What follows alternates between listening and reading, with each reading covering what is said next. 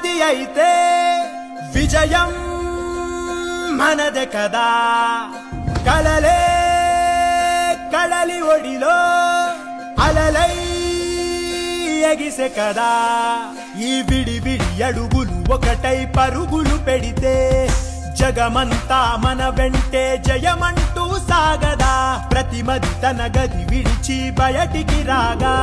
ఈ హృదయం ఇక విశాలమే కాదా మొదటి అడుగు ఇప్పుడే పడింది సోదరా సకల జగతి కోసం